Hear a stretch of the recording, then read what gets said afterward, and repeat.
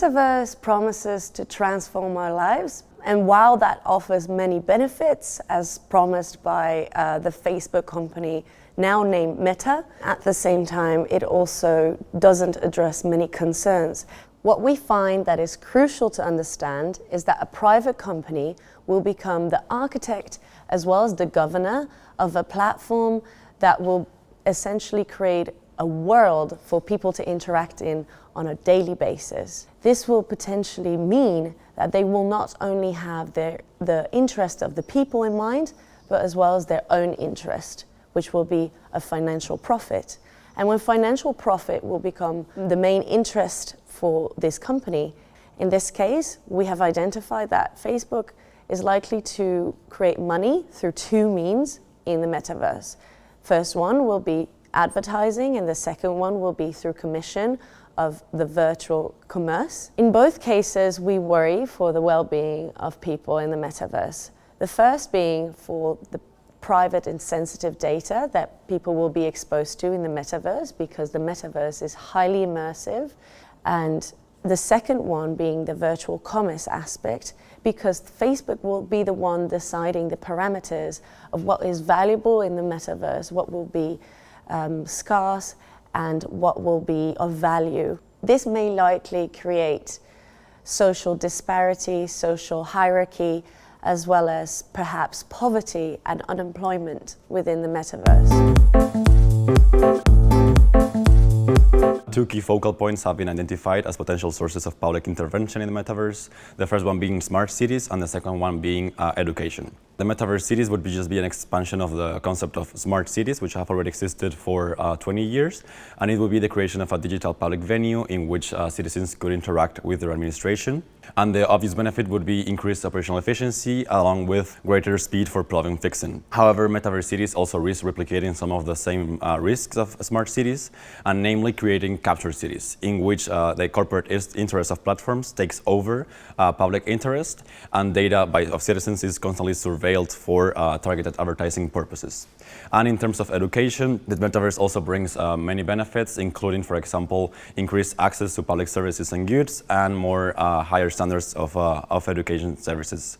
However, regulators should be very wary of three main risks that could affect education in the metaverse. The first one being the less intensity of social interactions in the metaverse. The second one being a lack of moderation and a higher degree of freedom for students in the metaverse. And the third one being a potential loss of identity or identity confusion due to an extremely high degree of immersion in virtual realities.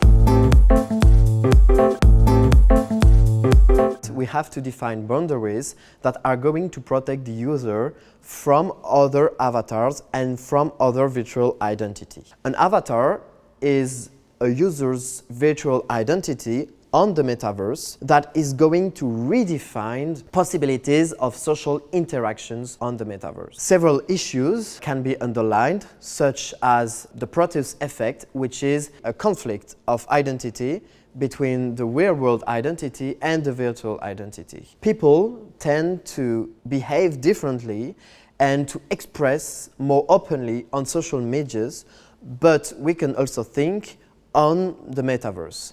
That's why we have to give rules to protect users, such as giving legal personality. The second issue deals with identification. That's why we developed two different concepts. The first one is one user, one account. The second idea is biometric identification that will allow regulators, but also the courts, to track down crimes and abusers on the metaverse. The implementation of property law in the metaverse is currently facing unprecedented challenges in various ways. In the metaverse, it is presumed that various business transactions will take place. This means that various aspects of current property law, including trademark law as well as copyright law, will be concerned in the metaverse. However, we need a holistic regulation and an approach that will ensure that current property law is adequate also in the metaverse. Adding on to this, a second challenge is the fact that currently the operator of the metaverse is able to amend the terms of service without or very little consent of their users. This creates a problem, for example, where the user is unaware of the recent modification that was made to the terms of service, not knowing about this, therefore breaching the terms of service and facing negative consequences, such as their property in the metaverse being confiscated.